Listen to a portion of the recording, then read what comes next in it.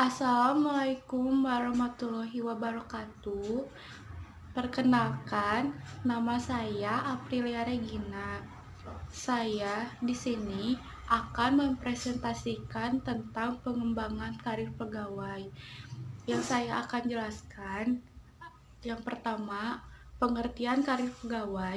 Yang kedua, jenis sarana pengembangan karir pegawai. Yang ketiga, tujuan pengembangan karir pegawai. Yang keempat, faktor-faktor yang mempengaruhi pengembangan karir pegawai. Yang kelima, manfaat pengembangan karir pegawai. Dan yang terakhir ada jenis sistem pengembangan karir.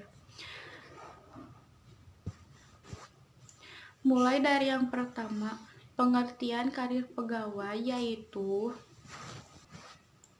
peningkatan pribadi yang dilakukan seseorang untuk mencapai suatu rencana karir dan peningkatan oleh Departemen Personalia untuk mencapai suatu rencana kerja sesuai jalur atau jenjang organisasi.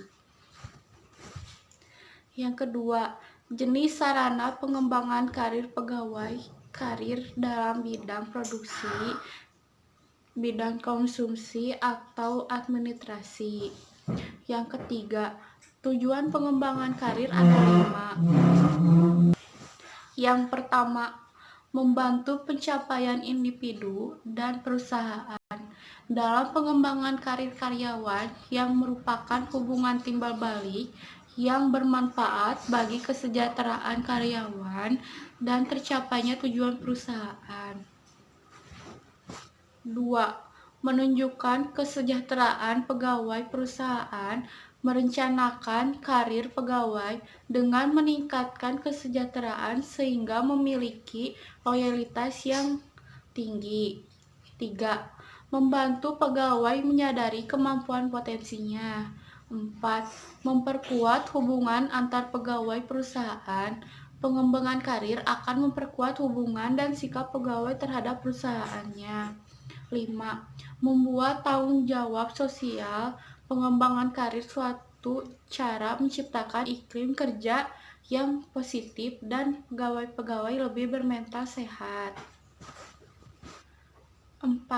Faktor-faktor yang mempengaruhi pengembangan karir pegawai ada 6. Yang pertama, prestasi kerja yang memuaskan.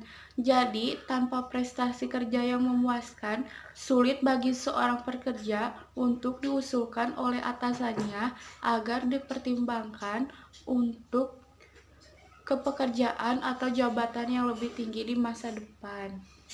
Kedua, pengenalan oleh pihak lain.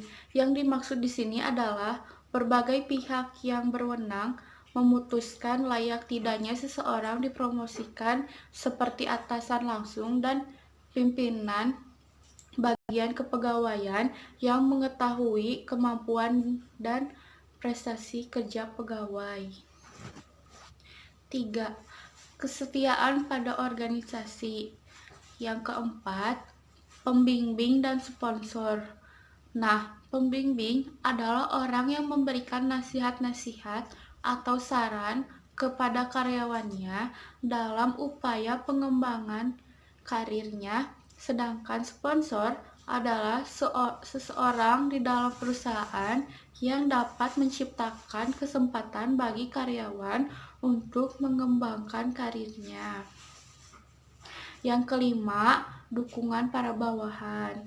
Yang keenam, kesempatan untuk bertumbuh baik melalui pelatihan-pelatihan, kursus, dan juga melanjutkan jenjang pendidikannya. Yang kelima, ada manfaat pengembangan karir. Yang pertama, tujuan diri dan karyawan tercapai. Dengan melakukan pengembangan tentu, karyawan akan semakin lebih baik. Hal tersebut juga akan berimbas pada citra dan karirnya dalam perusahaan. Oleh karena itu, keduanya harus terus memperbaiki diri. Dengan begitu, baik tujuan individu karyawan dan tujuan dari perusahaan akan sama-sama tercapai. 2. Karyawan jadi mengerti passion. Dengan terus melakukan pengembangan sama saja terus memperbaiki diri. Dari perbaikan diri, tentu karyawan akan menjadi lebih mengenal siapa dirinya.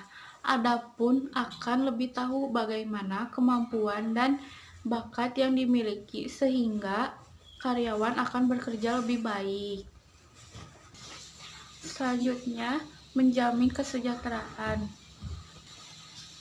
Jadi, perusahaan sebaiknya memberikan keleluasaan untuk karyawan dalam bekerja.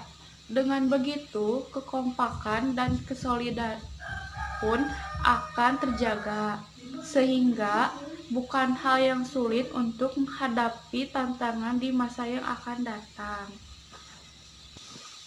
Selanjutnya, menstabilkan partisipasi karyawan dalam program.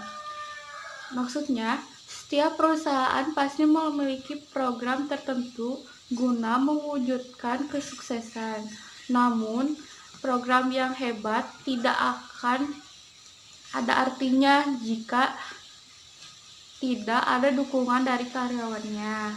Oleh karena itu, pengembangan karir perlu terus dilakukan supaya tujuan dari program tercapainya dengan baik. Selanjutnya, ada biaya SDM menjadi efektif. Dengan melakukan pengembangan karir, tentu kualitas dari kinerja karyawan yang bersangkutan pun akan meningkat. Peningkatan ini tentu akan meningkatkan kinerja perusahaan pula, sehingga dapat menekan biaya SDM dan jauh lebih efektif. Yang terakhir, iklim kerja lebih sehat. Nah, yang keenam, ada jenis sistem pengembangan karir, promosi dan mutasi.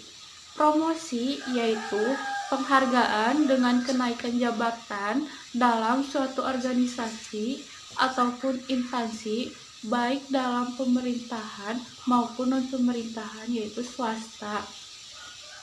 Sedangkan mutasi adalah perpindahan pekerjaan seseorang dalam suatu organisasi yang memiliki tingkat level yang sama dari posisi pekerjaan sebelumnya, mengalami pindah kerja. Sekian presentasi dan penjelasan dari saya. Mohon maaf bila ada salah kata. Wassalamualaikum warahmatullahi wabarakatuh.